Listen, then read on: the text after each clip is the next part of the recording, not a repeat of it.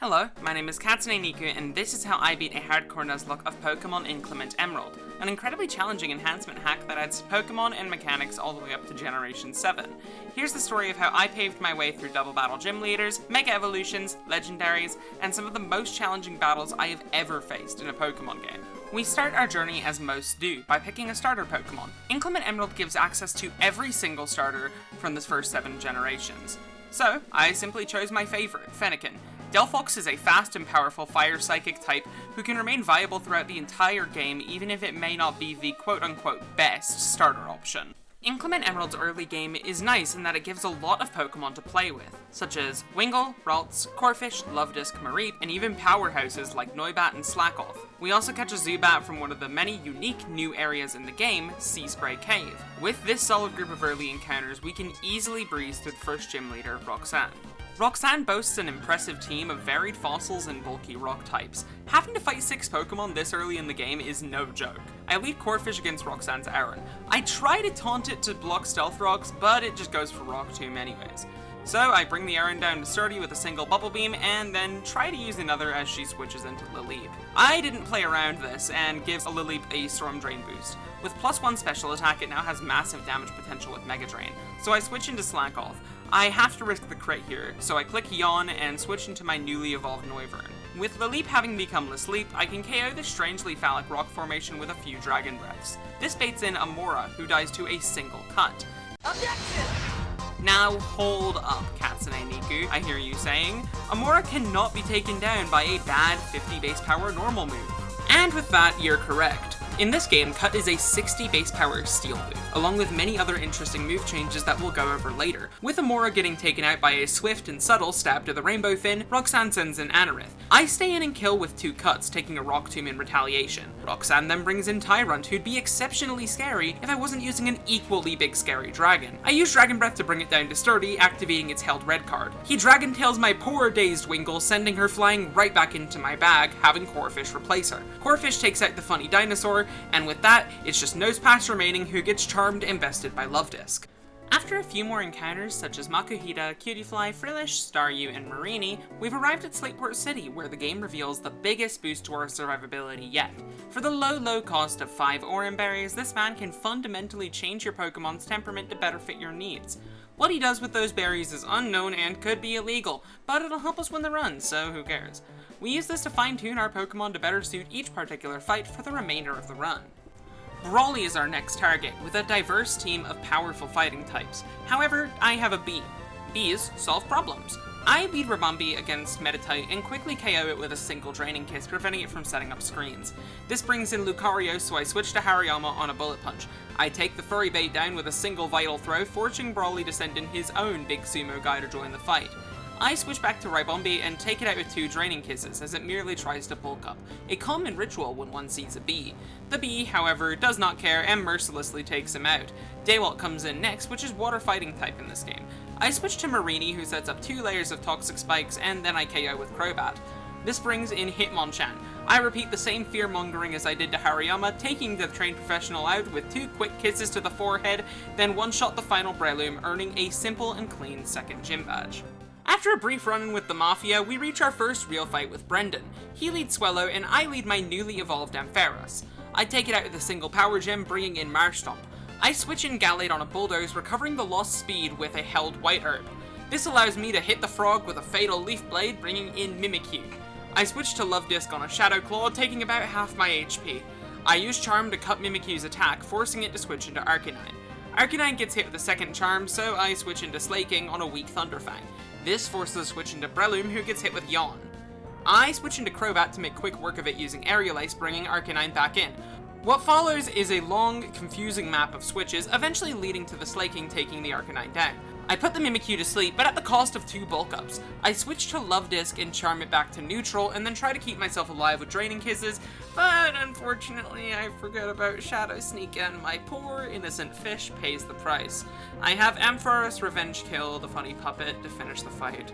I then buy an illegal child off the black market, adopt a much more legal creature in Verdant Turf Meadow, and then accidentally lose my Gallade to Lucario on a trainer. To make up for the tragic death of our friend, I find a sunflower, and then I prepare for the 3rd gym battle. Watson has an imposing team of fast electric-type special attackers. I lead Delphox against Salvantula, outspeeding and OHKOing with Mystical Fire. This brings in Lantern. I stay in Psyshock, breaking its air balloon in the process. Delphox handily shrugs off a Surf with a held Pasho Berry, and then I finish the job with Snorlax. By running the moves Yawn, Amnesia, Sleep Talk, and Body Slam, Snorlax can easily stall the rest of the gym with no issue, only requiring some minor switches around electric terrain. With 3 badges in hand, I visit the daycare and begin my brilliant foster parenting scheme. This NPC gives you infinite eggs, each one having one of a set number of Pokemon inside it. Most of the grabs from these eggs are super good, so I go around the map and hatch as many babies as I can, including Togepi, Snover, Wimpod, Ferroseed, and Sneasel. After losing my Slaking to a random trainer's Ferrothorn and accidentally having the calculator up instead of my game footage the entire Meteor Falls tag battle, we climb Mount Chimney, preparing to fight Magma's biggest threat. Maxie? Hell no! I'm talking about his understudy, Magma Admin Tabitha. Despite only having 4 Pokemon, Tabitha is an absolute demon, and can easily sweep teams with his sheer force Life Orb Darmanitan.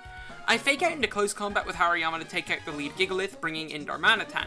I pivot through Crawdaunt into Drizzle Wailord, who then one-shots with a powerful 80 base power Water Pulse. I kill Steelix with 2 Water Pulses from Jellicent, and then have Ferrothorn use Worry Seed on Gliscor, changing its ability from Poison Heal to Insomnia. With that, it dies to its own Toxic Orb. Next is Maxie, who is no problem to deal with. Barbarical OHKOs the lead Crobat with Strength, which in this game is a Rock-type close combat, bringing in Camerupt. I switch in Drizzle Pelipper on the Earth Power and KO with Water Pulse, bringing in Weezing. I wall the Weezing with Snorlax. This brings in Dano. This Dano is Choice Scarf, and it's guaranteed to click Superpower this turn. I take the free switch into Togekiss. Seeing how little damage it can do to me, Maxie switches Dano in for Victory Bell, but I clicked Air Slash, instantly taking down the Victory Bell and bringing Dano back in.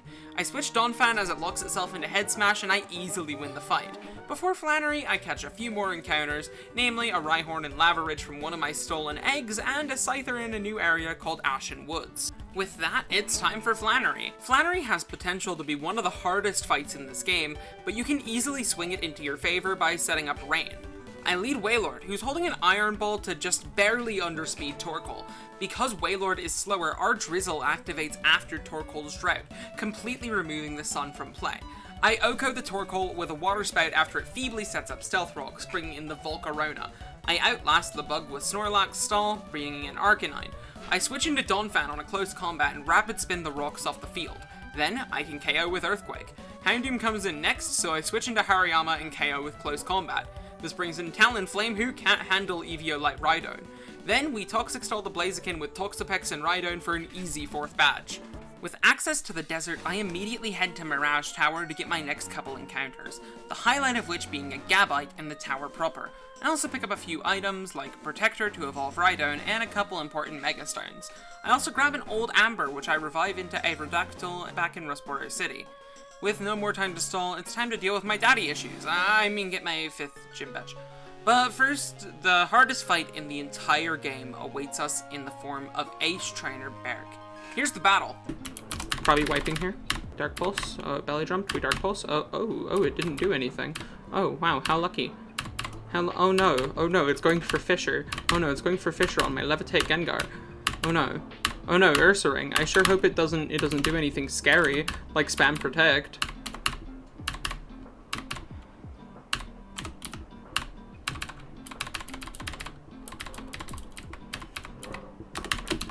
After that absolute pinnacle of difficulty, and losing my Aerodactyl to a different trainer in the gym, Norman is still fairly tough. This is the first fight with Mega Evolution, as he boasts a Mega Kangaskhan with Parental Bond Seismic Toss and powerful coverage. His Linoone can sweep teams with Belly Drum Extreme Speed, and his Slaking has insufferably high damage potential. I lead Rhyparior against his Swellow, and take a weak Brave Bird while I set up Stealth Rocks. I take a Facade and KO the bird with Smackdown, baiting in X-Cloud. We wall with Snorlax to bring in Tauros. I switch it to Gyarados on a close combat, and KO with 2 Waterfalls. Slaking comes in, and I swap in Ferrothorn on a Giga Impact. I Leech Seed and then pivot around while it slowly dies to Leech Seed. I send Hariyama in, one of the only Pokemon I can find that can take 2 Parental Bond Seismic Tosses and KO with close combat. This brings in Linoone. We're in range of a kill here, so Linoone goes for Shadow Claw as I switch into Scizor. Linoon then goes for Belly Drum, recovering most of its health with a Figgy Berry, and I take it down to a sliver with a Bug Gem boosted X Scissor. I can then Bullet Punch to KO, ending the fight.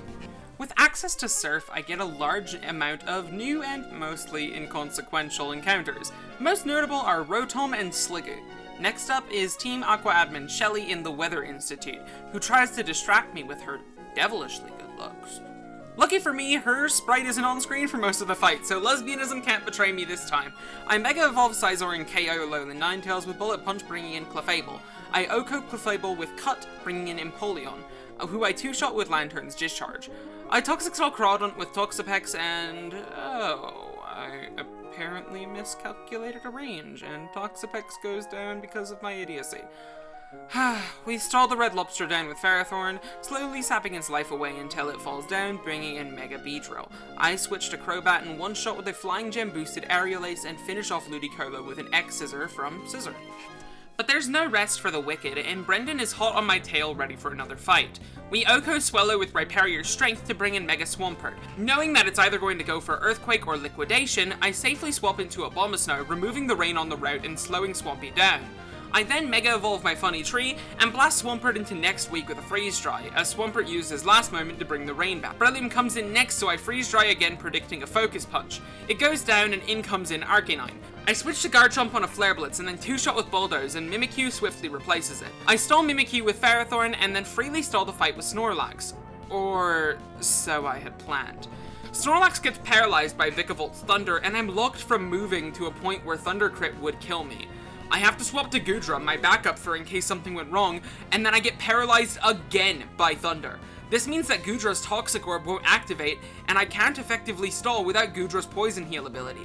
The position I'm in is now exceptionally bad, and I have to take some risks to make it through. I pivot around as I try to get into a good position, but eventually I have to sacrifice Snorlax to safely get into Ferrothorn.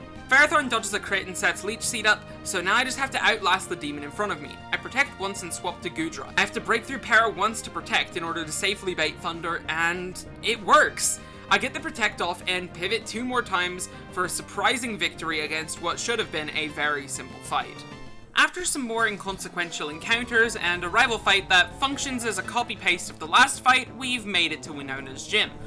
Winona on her own is an insane double battle that can be really hard to plan around, but the forced double battles from her gym trainers are no joke either. I decide that in order to safely get through this gym, I need the Choice Scarf. Luckily, it's really simple to get. Frontier Brain Spencer looks like a hard fight with a powerful Choice Scarf slacking, a bulky Mega Venusaur, and a Calm Mind Rest Suicune, but this fight is completely trivial. I easily kill his lead Crobat with Strength after setting up Stealth Rocks. I take Venusaur out with 2 attacks from Crobat. I hammer a Lapras, hit Arcanine with a rock, stall Suicune with a Water Absorb Jellicent, because for some reason Buffle thought giving this only 1 attack move was a good call, and then defeat the slacking with Barbaracle.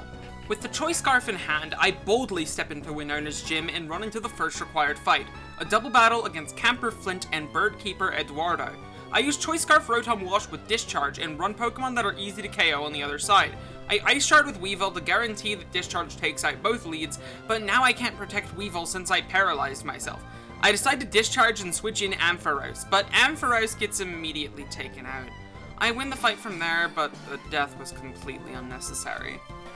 Winona is a fight that looks very difficult on paper. A double battle filled with powerful flying types is no laughing matter, but with planning, this fight is perfectly free. If you remember, a while ago I picked up a Gift Audino, who, with the power of a special rock I found on the ground, has the power to completely trivialize this fight. By Mega Evolving Audino on turn 1, I take the Hawlucha out immediately while protecting Rhyperior. I now Draining Kiss Dragonite and swap into Gyarados. Then I protect Gyarados and Draining Kiss again. I repeat this basic strat of baiting kills into the right side while hitting Draining Kisses with Audino for the entire fight for the easiest badge in the game. With 6 badges in hand, it's now time for my favorite childhood activity, preventing global warming. I rush up Mount Pyre, missing an encounter along the way, and come face to face with Team Aqua's Matt. He leads a Pelipper, who sets Rain up as I mercilessly kill with Thunderbolt from Lantern. This brings in Delmias, so I swap into Yanmega, who outspeeds and destroys the Anchor with a Hurricane. With +1 from Speed Boost, I outspeed the incoming Heliolisk, so I U-turn to safely let Garchomp KO with Choice Scarf Dig. I switch Abomasnow on an Ice Punch from Seismitoad, and then Mega Evolving KO with Freeze Dry. I switch and kill with Crobat on the incoming Toxicroak, and then KO Mega Gyarados with Hariyama's Fake Out into close combat. Unfortunately, if me ordering my animals to viciously beat a random sailor to death was all it took to stop global warming, the world would be a much better place right now. For legal reasons, that's a joke. Luckily, with a fancy rock I found on the mountain, I'm now able to raid the Magma hideouts to stop Maxie's plans of awakening Groudon. Upon entering the hideout, I instantly find a Weezing who blows up in my face. I systematically fight my way through the hideout, eventually meeting the absolute wall that is the double battle against both Magma admins, blocking me from Maxie. This is one of the single hardest fights in the game, and without very careful planning, it can easily send your run right back to Little Root Town before you were a violent activist stopping global warming with the power of your fists. However, after some very careful calculations, I find a perfect strategy for this intense double battle. Here's the fight.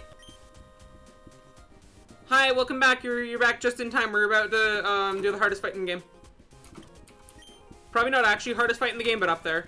Probably hardest fight pre-Elite Four, honestly. Yeah.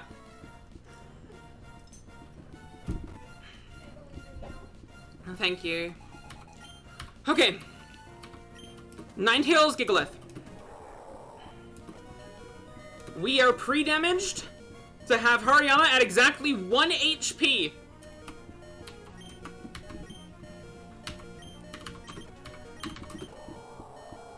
Wailord is Drizzle and holding a Choice Scarf. The reason the rain is up still is because this Ninetales is bloody fast and outspeeds us even through Choice Scarf.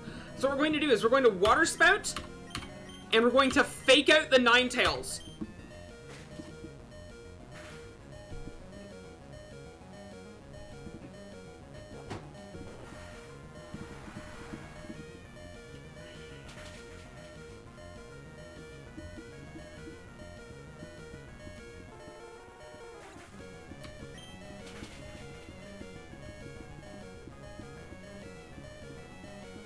Fantastic.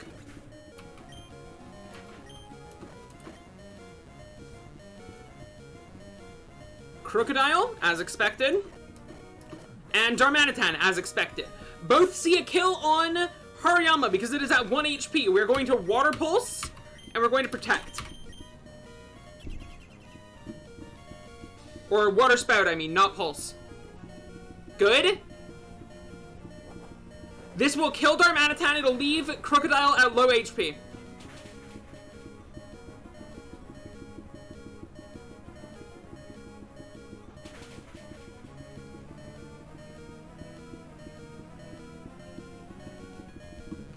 Nice!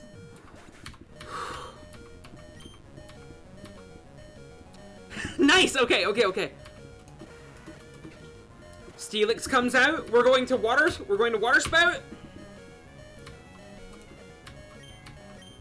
And we're going to switch into Goodra.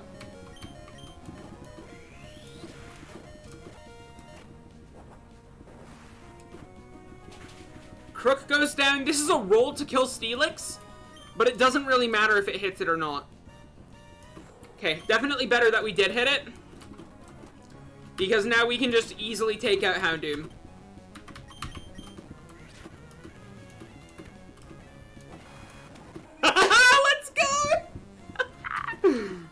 Oh, you love to see it, mate.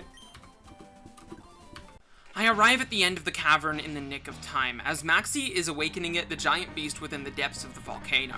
He emerges with a roar, and I steel myself for an intense confrontation with a being nothing short of godlike. As Groudon takes the field before me as Maxie's lead, I send out the only thing I have who can defeat such a powerful menace. A Sunflower! By using the Chlorophyll ability paired with a Choice Scarf, Sunflora absolutely decimates this hulking behemoth with the power of sunshine and rainbows. Maxie brings in Lycanroc, who I take out with Donphan. I take out Camerupt with Pelipper, Hydreigon with Togekiss, Victreebel with Ferrothorn, and Crobat with Rhyperior, easily destroying Maxie's plans and sending Groudon right back to bed. Unfortunately, if killing God was enough to stop global warming, the Christian Church would long since be disbanded. For legal reasons, this too is a joke. With the volcanic colossus taken down, it was time to take to the sea. I hatched a Bagon in Aqua hideout and stormed the base. I lose Lantern stupidly to the final trainer, but before long it's time for Aqua admin Matt. Fight plays out mostly the same as the last, with Rotom blasting Pelipper out of the skies, baiting in Gyarados. Abomasnow can easily take Power Whip and Crunch and then KO with Woodhammer. Delmius comes in, who I easily take out with Salamance's Fly. I take out Heliolisk with Goodra, utilizing pre-poison and leftovers for infinite healing as I whittle it down with Toxic. Crobat takes out the Toxicroak and I misclick on the incoming Seismitoad, leaving Crobot at 1 HP. I U-turn into Ferrothorn and finish the fight. What follows is a massive encounter binge before fighting Tate and Liza, but I don't catch anything super important. Tate and Liza is a double inverse battle, with devastating mons and potential Trick Room strats. It's a super hard fight to navigate, as understanding what comes in and when is hugely important, and RNG plays no small factor. I lead 1 HP Hariyama and Barbaracle, to one-shot the lead Slowbro with Reversal and Claydol with Strength. Here's where the RNG begins. Solrock and Lunatone come in, and since my Hariyama is at 1 HP, both slots see a KO. I protect Hari and switch Raichu in to set up for a double KO the next turn. However, the AI makes a seemingly impossible move.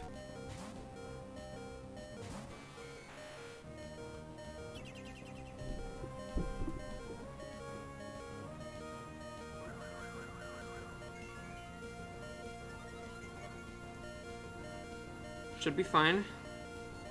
Interesting. I got kind of outplayed. Solrock at +2 speed does barely outspeed Alolan Raichu.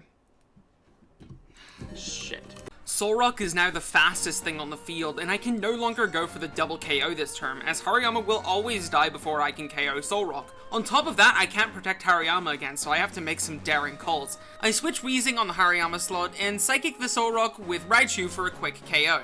Raichu lives on 11 HP from Lunatone's Power Gem. The only play here is to get Hariyama back in somehow, and to do that, I have to sacrifice something.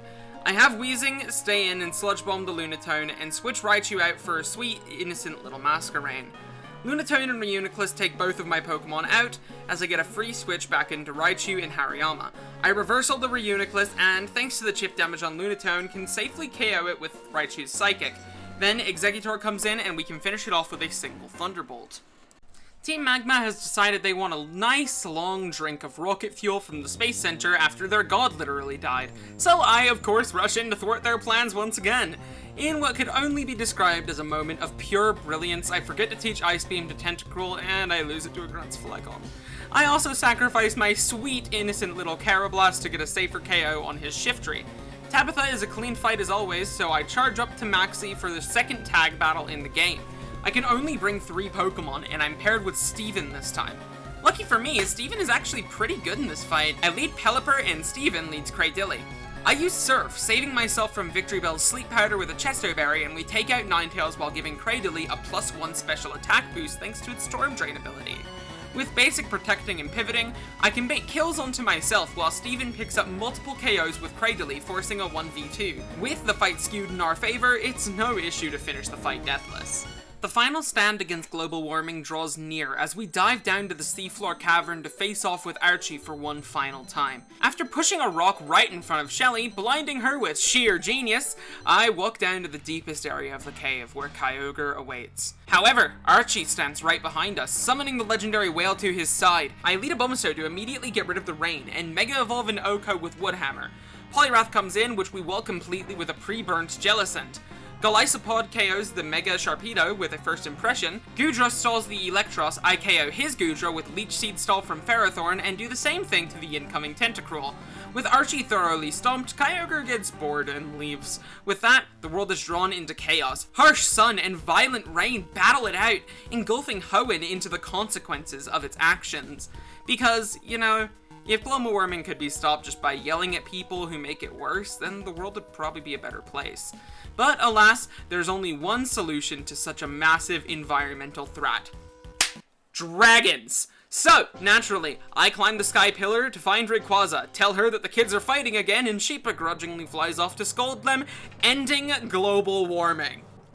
Anyways, f the environment, I've got a game to beat. I waltz proudly into the 8th and final gym, challenging Juan to an incredibly simple gym fight. I Oko the lead Politoed with Raichu's Thunder, which can't miss in the rain, Bringing in Swampert, I switch a Bulma to remove the rain from play and Woodhammer for an Oko. Glacia KOs Ludicolo with First Impression, and Lapras comes in. I bait a Freeze Dry into Hariyama, but I get frozen in the process. I stalled a couple turns to thaw out, which I do achieve, but close combat barely doesn't KO thanks to Hale's defense buff. And Hariyama goes down. I revenge kill with Ferrothorn, bringing in Kingdra. I easily defeat Kingdra with the Water Fairy type Mega Milotic, the single most absurdly powerful Pokemon in the game.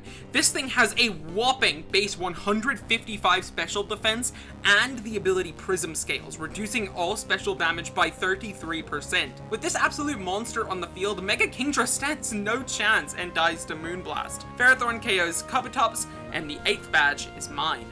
The final stretch of the game is here, and only a few major fights bar me from the Elite Four. The most daunting of which being the final fight against Wally. He leads Garchomp, which I can one-shot with Weevil's Ice Punch, baiting in his Mega Gallade. And here, the unthinkable happens.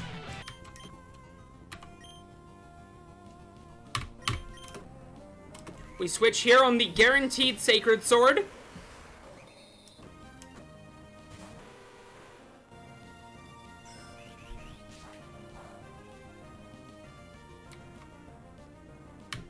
And we outspeed and kill with Brave Bird. We don't outspeed? Why don't we outspeed?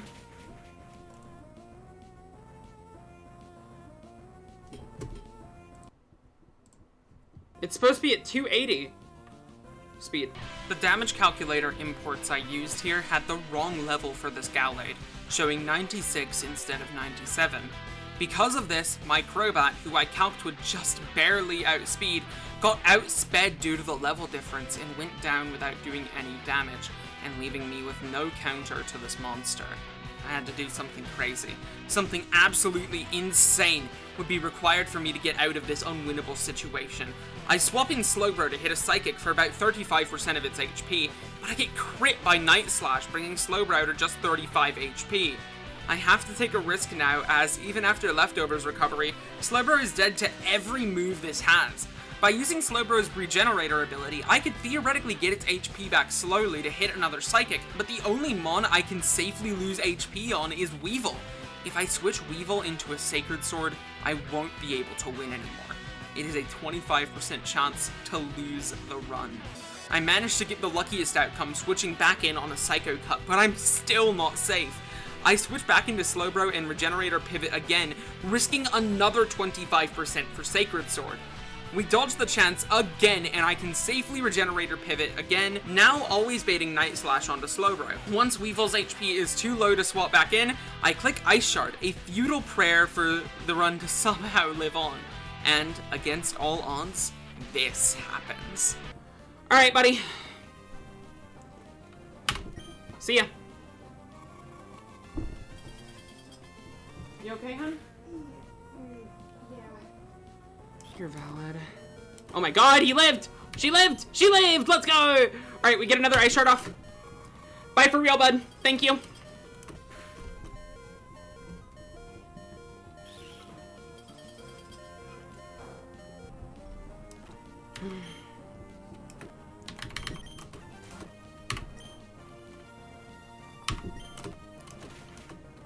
Don't crit me again. Oh my god, it did. Oh my god! Let's go!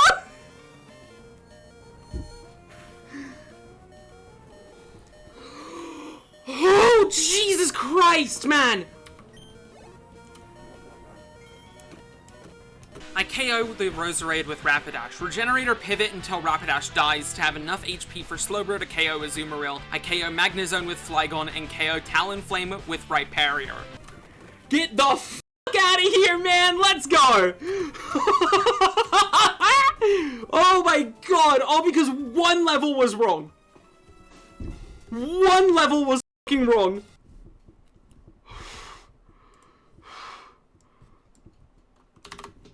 That was horrifying! We fight through the rest of Victory Road, only losing an inconsequential Ribombee against the final gauntlet of trainers, and before long we stand at the gates of the Pokemon League for the second time. Only one attempt prior, I lost everything due to bad RNG and a suboptimal team to the final fight of the game. To say I was nervous would be a colossal understatement. I took the rest of the day off to finalize my plan, and then it was time. Now, a full disclosure here. I went into the Elite Four that day and had the worst, most unthinkable RNG I had ever had. And before I had even finished the first fight, I knew it was unwinnable. I was devastated. I spent every day since the start of this run meticulously planning every moment of these final 5 fights. To have it all washed away due to one stupid cactus was completely demoralizing. I resigned myself right there that there was no way for me to get a victory I would be completely and totally proud of. After some deliberation with Twitch chat, we decided to run it back and let the run play out so I could finally put this game behind me. But if that first try with the bad RNG is the ending you prefer, I can't judge you. I hate causing losses like this, but this game had me in a funk. I knew that when I got back to this point, I'd be running the exact same team with the exact same plan down to the letter, and I'd win. So I walked back through those doors to forge an ending that, whether satisfying or not, would at least be complete. If that invalidates this run to you, then so be it. This is the Inclement Emerald Elite Four. Sidney may very well be the hardest member of the Elite Four. He leads Tyranitar, which sets up Sand. I lead my Garchomp, instantly Mega Evolving and one-shotting with Earthquake due to Sand Force. This baits in Protean Greninja. I pivot through Milotic into Ferrothorn and KO with a Gyro Ball after it changes its type to Psychic. I pivot through Pelipper to get Glacia in on the Mega Absol and KO with First Impression. I bring Garchomp back in on Monk's Gunk Shot, KOing with Earthquake. I stall the Mandibuzz with Milotic, bringing in Cacturn. I pivot Glacia into Pelipper, ensuring that the Cacturn doesn't use Knockoff, and I break Sash with a Choice Scarf U-turn, going back into Glacia and KOing the Cactus with First Impression. Phoebe, however, is the exact opposite, being one of the easiest fights not just in the Elite Four, but in the entire game. Here's the fight. Phoebe is the Emerald Kaiser Glacio. Oh yeah, look, this is the hardest fight in all of human history. She leads in Miss Magius. Miss Magius is this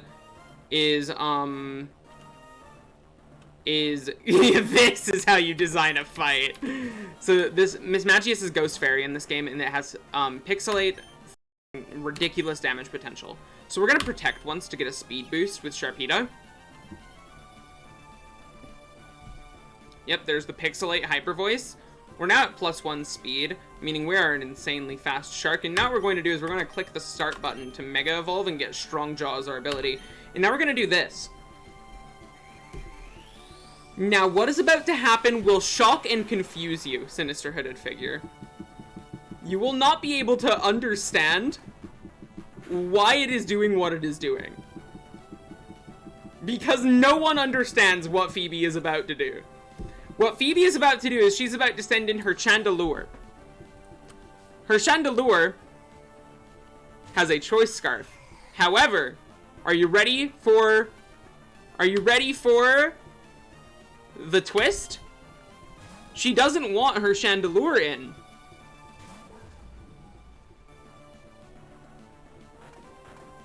She decided against it.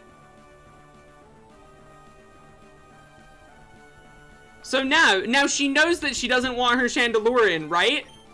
She knows that, right? Wrong.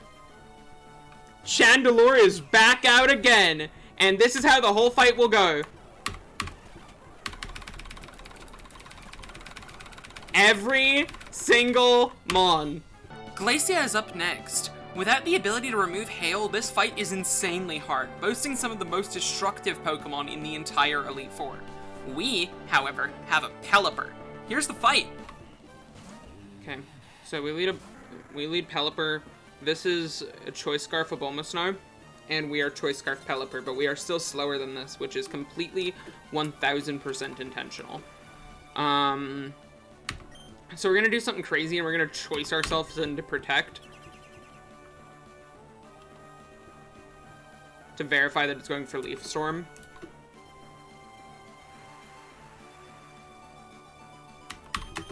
Oh, that's so cool. So now we can go safely into our good friend Ferrothorn.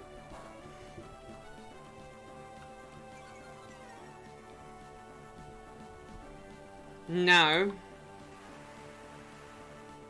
this is the run back? Yeah, this is the run back technically. But I'm done playing this game after I beat this, so we're just gonna beat it now.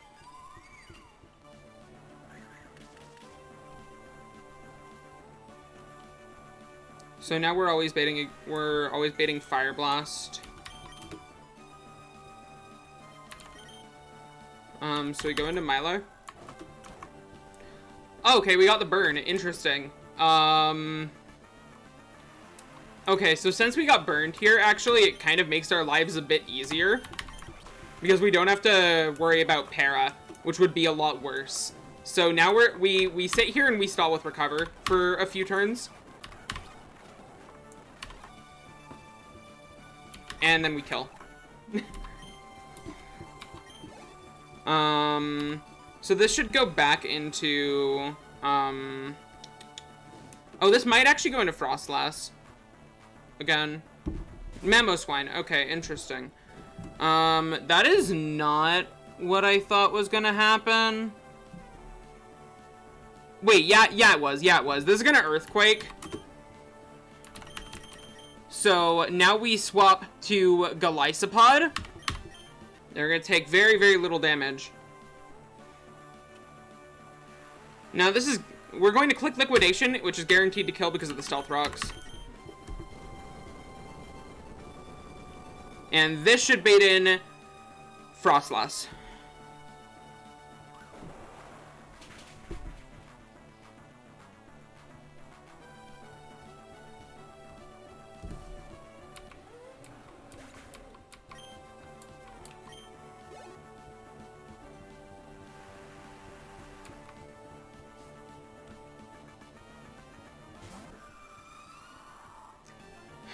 Frostlass is going for Freeze Dry here. We're going to switch into Sharpedo and survive on 1 HP thanks to the Focus Sash.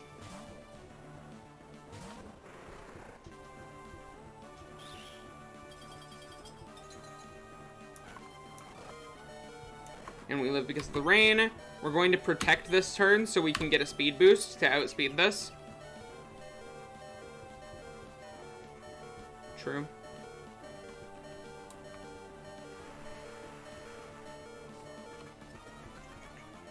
And now we're gonna kill this with Crunch. And this will bait a bonus now. Now this is where variance starts. This is baiting a random move from a Bulmasnow, and we can't use Protect the Scout because Sharpedo is gonna die to Hail Chip.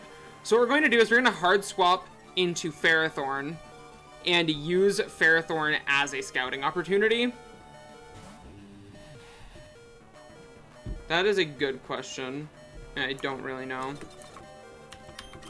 So we're going to switch into Ferrothorn because we can't...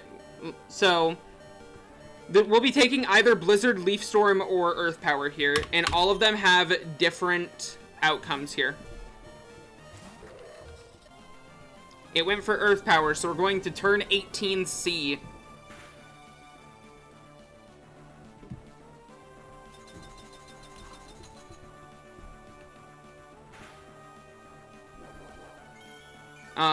This was actually the most favorable option, because it gives us probably the easiest endgame of this fight.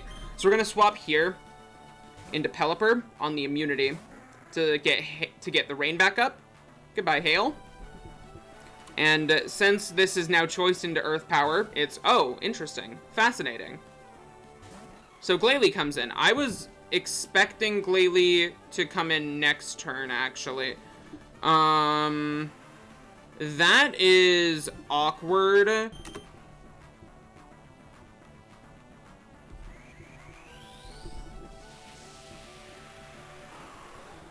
Yeah, well, Stefan, that's because Unbound is a bad video game.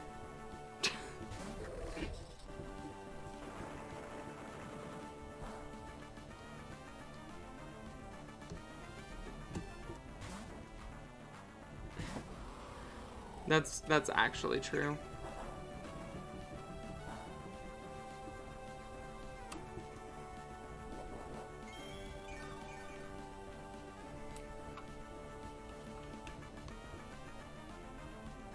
We are always in range of Stone Edge, never in range of any other move.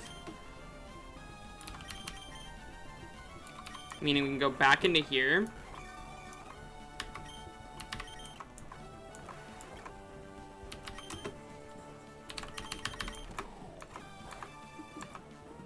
Ooh, we might actually be in double edge range now. Nope, and we are not. Let me verify something. Oh, hell yeah. Okay, check this shit. So, again, we're still always baiting Stone Edge. We're never in range of anything else. So we're gonna go here. It's gonna miss a Stone Edge because it's cringe. And now it's gonna go for double edge again. We are never in range of double edge. Highest double edge damage is 83 HP.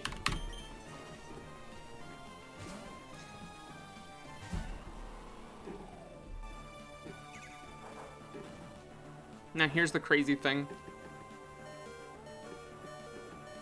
It pushed itself below 50%. Okay. So yeah, we click first impression here, and it dies. Lowest first impression roll is 50.8%, so this goes down.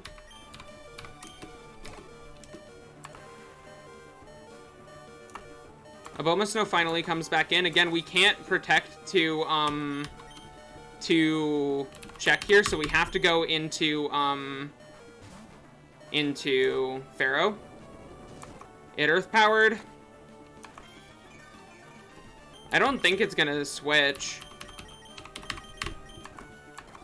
Yeah, no, it's not gonna switch because it's stall rain left. So now it is gonna switch now into the wall rain. So we're gonna U-turn.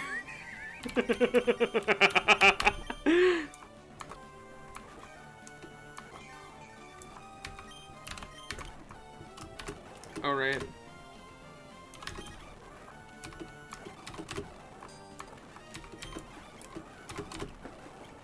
I think I was supposed to give this, I think I was supposed to give this Bullet Seed for this fight. And I kind of forgot Skull Emoji.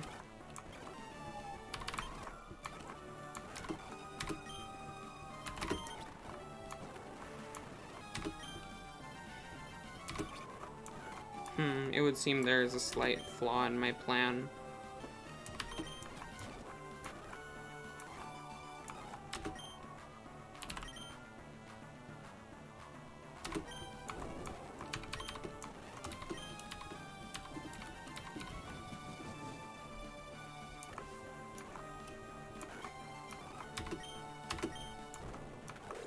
There we go.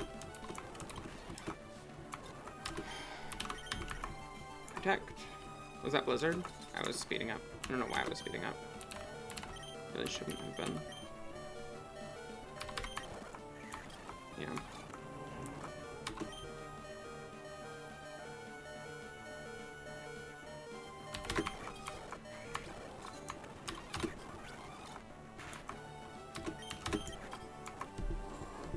So that's how that was supposed to go. Lots of stall, but make it through. Still deathless. Mega Milotic is insane. Drake, the Dragon Master, is up next. This fight is definitely scary, but with proper planning, it can be fine. And here it is.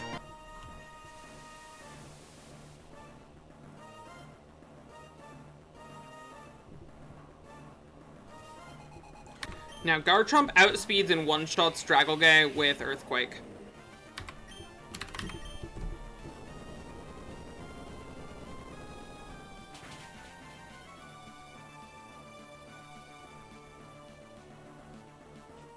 This should bait Naganadel.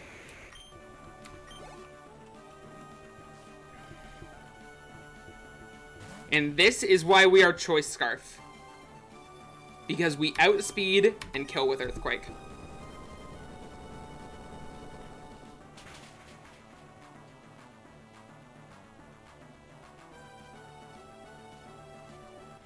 This is going to bait Superior.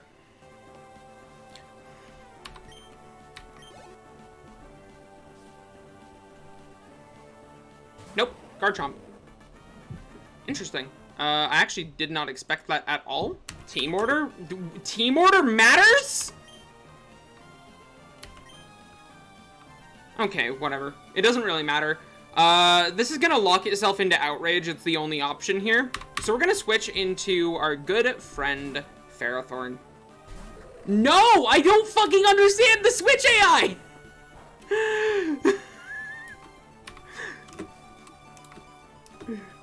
I've been told like 20 different things about what it is.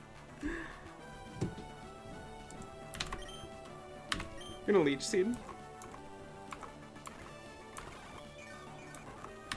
Thank you, delicious.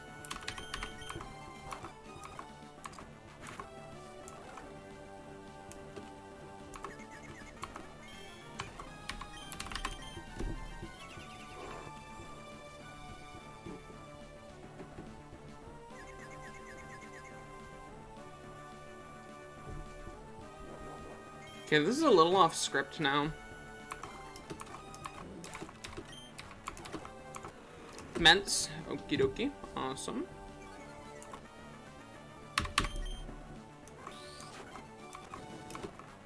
Don't burn me. Awesome.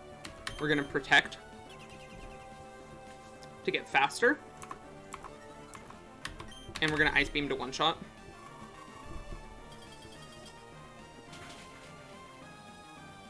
This should bait Como-O.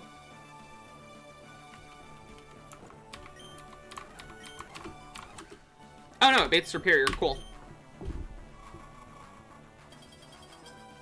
Now it baits Como-O.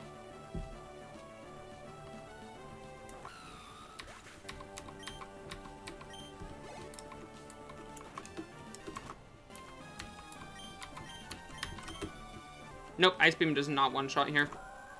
So we switch here on a close combat. And then we Mega Evolve and we Moonblast.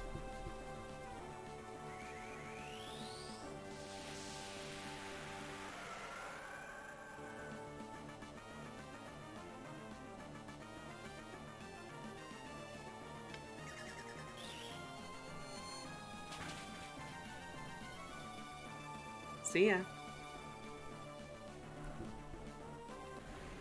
The fight was good anyways.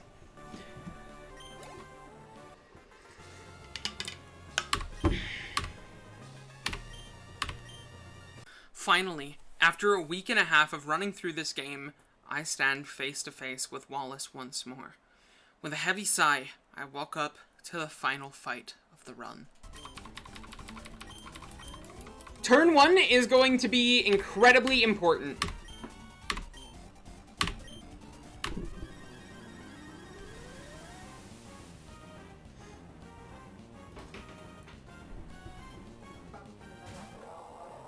Okay.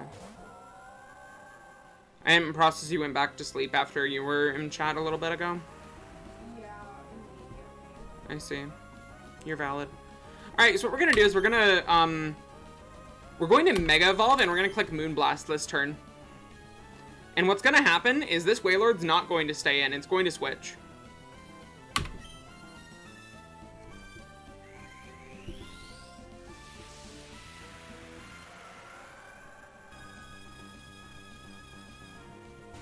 It's gonna switch into Vikavolt.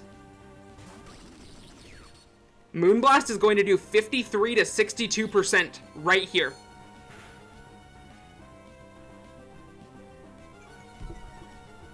Nice Spatic drop. It doesn't really matter though, because we're never taking damage from Vikavolt. So, this is going to be clicking Thunder every single day of the week. We go straight into Garchomp.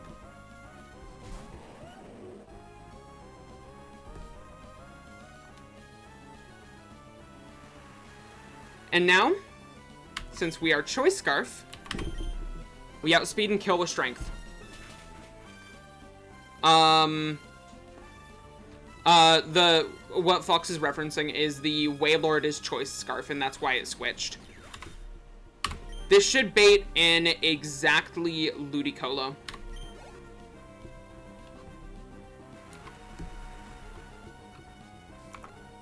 Nope, I was wrong.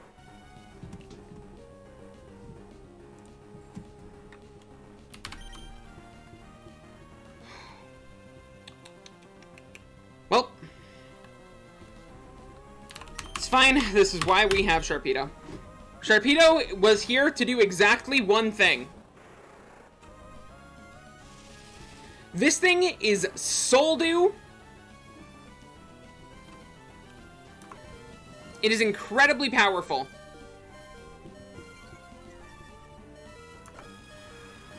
We're going to protect for a speed boost here. Unnerfed Soldew, yeah. Unnerfed Soldew, by the way.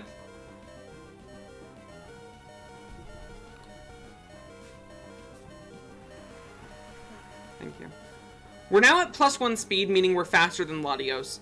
Now, here's the fun part. This is a 12% range to kill. It's very unlikely that this kills. And I do not give a single shit. Goodbye, Sharpedo.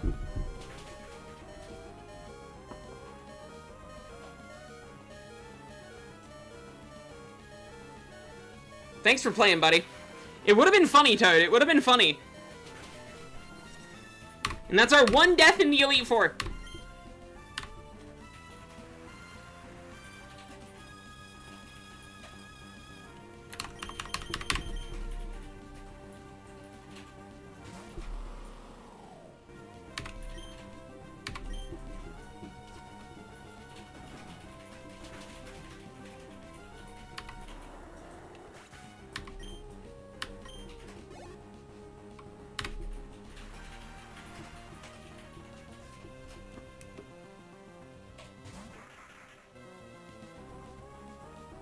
Why would I have Leech Life?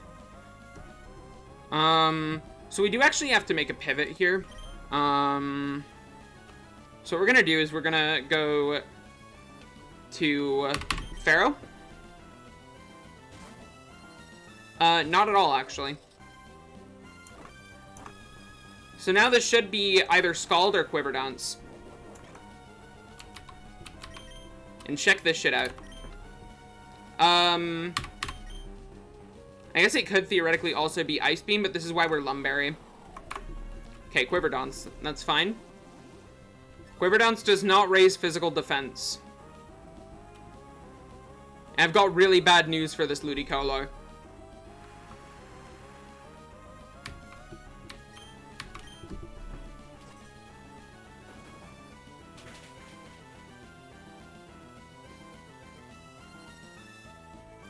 See ya.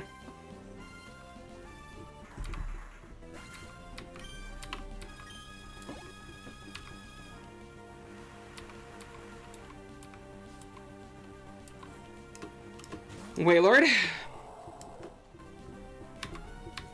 I'm gonna protect to verify what this is choicing itself into. Okay. God, this game's fucking hilarious. Okay. Mega Milo versus Mega Milo. This thing is Calm Minding.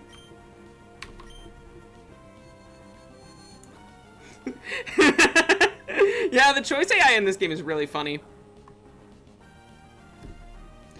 So, this is a little, like, slightly theoretically scary. Because this is Calm Minding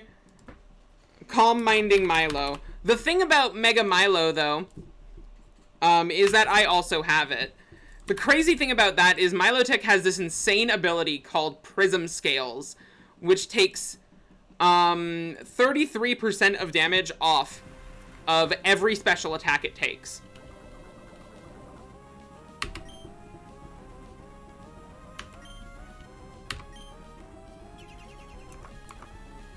Oh, it Moonblasted. It's starting to try to damage us. We're not dead to crit, or even remotely close.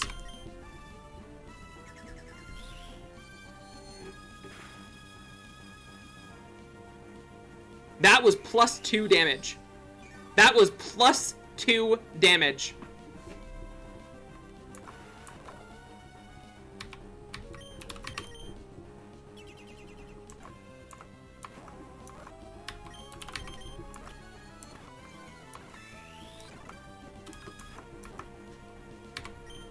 And the Milo tick goes down.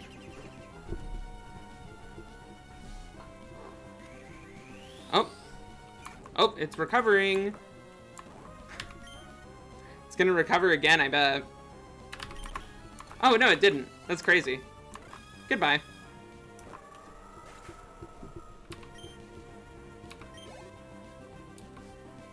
Two Mons left. Whiscash comes out, as expected. No. There's only one play to do here, then. Okay, it Dragon Danced. That makes sense.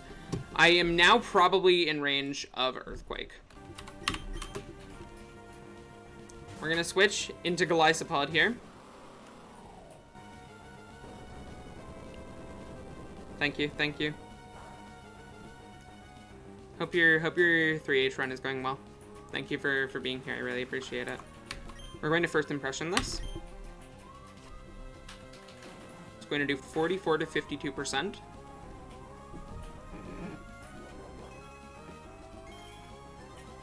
It's adaptability, actually, not hydration. Perfect. Now,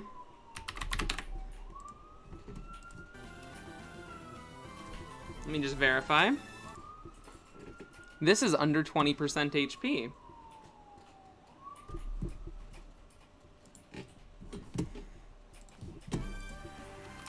Here's the crazy thing about that.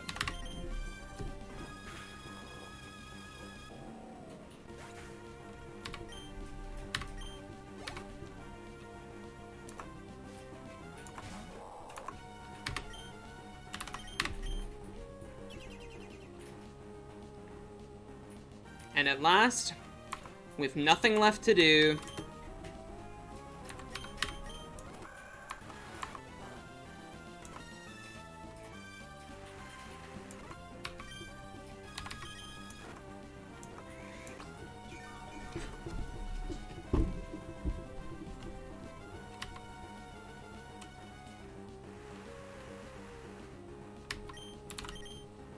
make it struggle.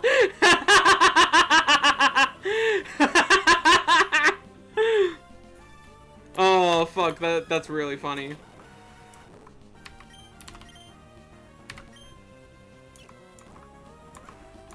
Unfortunately, I think, I mean, I wouldn't, oh, there we go, it's struggling.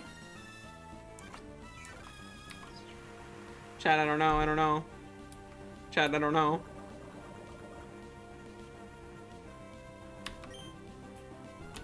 Chat, I don't know if we can do it.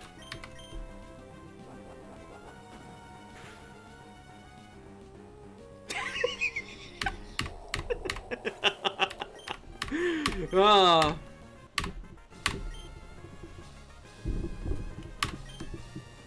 Milo holds! And with that, I had beaten Inclement Emerald. While it may not have been the satisfying victory I had initially expected, after a few days of thinking it over as I wrote out this script, I came to the conclusion that, claws or not, I still beat it. Not just beating it as a hardcore Nuzlocke, but with no EVs or setup moves. Even if it ended on a bittersweet note, I still feel like I accomplished something very special, and have improved as a player because of it. Thank you all for watching. I stream Nuzlockes like these along with other challenge runs almost daily on my Twitch channel. So if you ever want to see the runs live, head over there by clicking the link in the description. It would mean a lot to me. I've never done scripted long-form content like this before, so if you liked it, please leave a like, subscribe, and comment about what I did well, or what I could have done better on, and what you'd like to see in the future. From the bottom of my heart, thank you for taking the time to watch this, and I'll see you in the next video.